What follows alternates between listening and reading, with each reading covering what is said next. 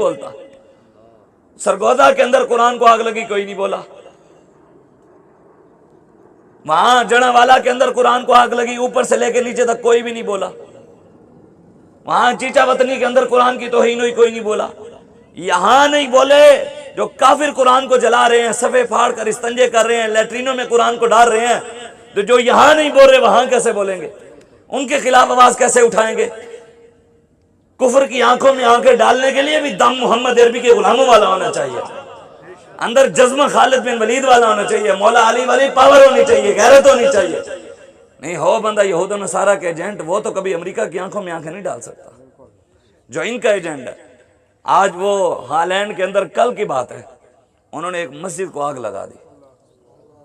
کل سویڈن کے اندر جہاں پہلے قرآن پاک کو آگ لگائی, وہاں کل انہوں نے سویڈن کے اندر مسجد کو آگ لگا دی.